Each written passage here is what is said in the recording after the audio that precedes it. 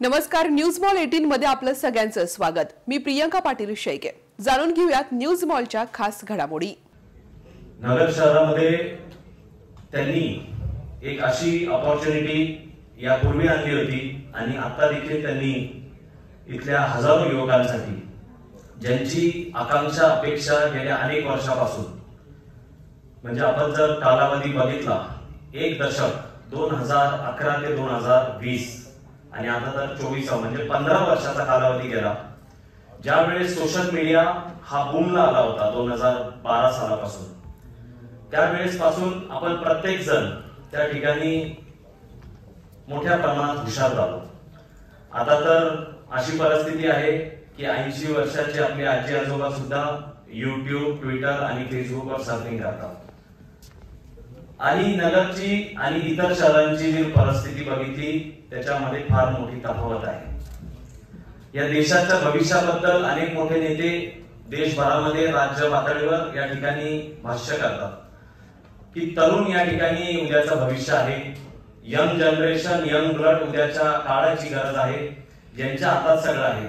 परंतु वस्तुस्थितीमध्ये राज्यकर्ते, राज्य पुढारी, राजकीय पुढारी हे सगळेजण या सगळ्यामध्ये यंग जनरेशनला, यंग ब्लडला संधी मिळवून देण्यासाठी प्रत्येक जण कमी पडतो। त्याच्यामध्ये कदाचित आम्ही सुद्धा असू, परंतु संभाजीराजे कदम यांचं कौतुक करतो मी।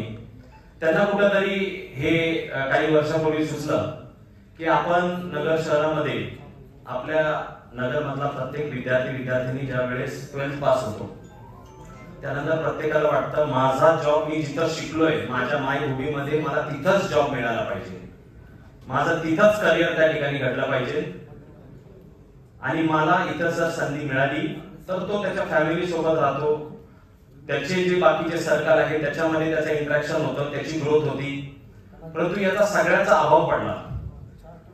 ही खरी परिस्थिती सामाजिक आणि राजकीय क्षेत्रामध्ये काम करणारे, त्याच प्रकारे विचारवंत, जे पण ऍक्टिव्ह सोशलिस्ट असतात ही त्यांची जबाबदारी असते की समाजामध्ये ज्या घटकांसाठी नुसती समाजसेवा ही महत्वाची आहे, परंतु तरुणांची जशी निवडणुकीला त्या ठिकाणी गरज पडती, त्यांच्या गरजेचं काय, त्यांच्या स्वप्नांचं काय, पुढे जाऊन त्यांना त्यांच्या भविष्यासाठी आपण कुठेतरी खारीचा वाटा काहीतरी आपण आपलं योगदान देऊ शकतो का, याची खऱ्या अर्थाने कुणीही सध्याच्या लोकप्रतिनिधींनी विचार केला नाही। ही शोकांतिका आहे।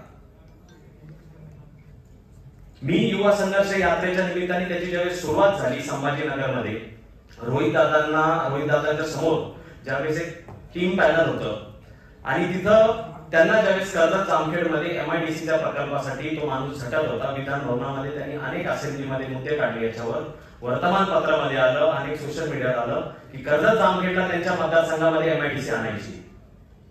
आणि त्यावेळेस सिल्वर इन हॉटेल होतं ते संभाजीनगरमध्ये, तिथं आम्ही ज्यावेळेस तिथे बसलो ते टीम पॅनल होतं। बँगलोर, मुंबई, नाशिक, अहमदाबाद आणि हैदराबाद या 5 प्रमुख शहरांमधले टीम पॅनल आले होते।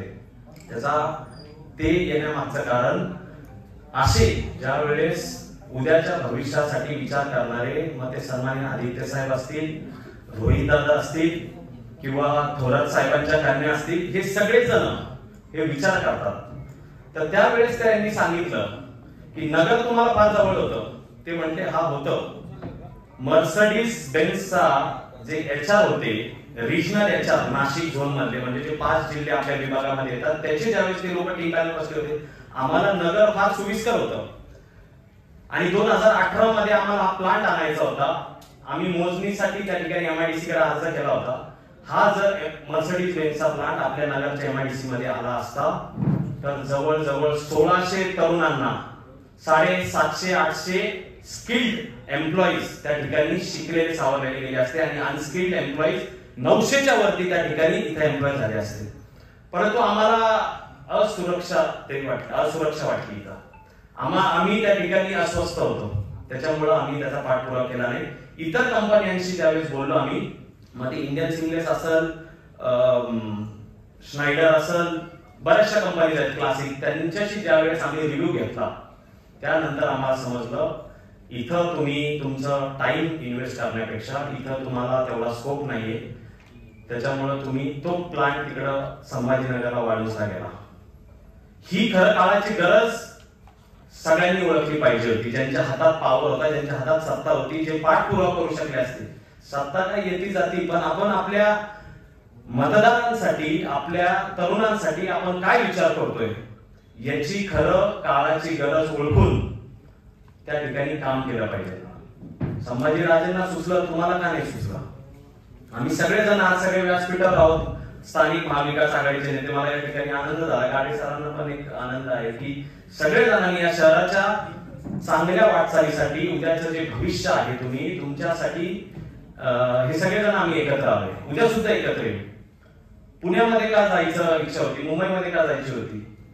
काही काही जणांना तर वस्तुस्थिती अशी आहे, MBA झालेले किंवा इंजिनियर झालेले 20-22 हजाराचं प्लेसमेंट मिळतं. 7-8 हजार तर रेंट द्यावं लागतं फ्लॅटचं. उरलेले 5-6 हजार रुपये खाण्यात पिण्यात जातात. बाकीचं पेट्रोल असेल, इतर असेल, त्याला पैसे काय शिल्लक राहणार? आणि हेच जर इतर कंपन्यांचं त्या ठिकाणी जर इथं आल्या, इथं जर संधी उपलब्ध झाली तर इथं कंपन्यांचं डिझेल सेव्हिंग होणार, जे एम्प्लॉईज आहेत त्यांचं सेव्ह होणार, आणि सेव्हिंग झाल्यानंतर तो काहीतरी कुठेतरी विचार करणार. त्याची मानसिकताच राहत नाही. तर त्याच्यामुळं आपल्या सगळ्यांना या ठिकाणी मी काही अधिकचं बोलत नाही, पण आपल्याला हा विचार करण्यासाठी योगीराज गाडे बोलले, विक्रम राठोड बोलले, बाळासाहेब पण बोलले, ही तुम्हाला खऱ्या अर्थाने विचार करायची गरज आहे. आम्ही काय इथं या ठिकाणी मतं मागत नाही आपल्याला, परंतु तुमचं मताचं परिवर्तन तुम्ही करा. तुमच्या मनामधलं मताचं परिवर्तन करा. ते केल्याशिवाय त्या ठिकाणी आपली उद्याची जी स्वस्थता आहे, आपलं जे हेल्दी ऍटमॉस्फिअर आहे नगर शहरामधलं, ते होणार नाही. ते तुमच्या हातात आहे. आणि आमच्या हातात काय आहे ते आम्ही तुम्हाला निश्चित प्रकारे वेळोवेळी त्या ठिकाणी सातत्याने त्याचा पाठपुरावा करू. एवढंच आजच्या या कार्यक्रमाच्या निमित्ताने बोलतो. सगळ्यांना तुमच्या सक्सेसफुल करिअरसाठी खूप खूप शुभेच्छा. Best of luck. राईज हाय आणि शाईन ब्राईट. धन्यवाद. जय हिंद, जय महाराष्ट्र.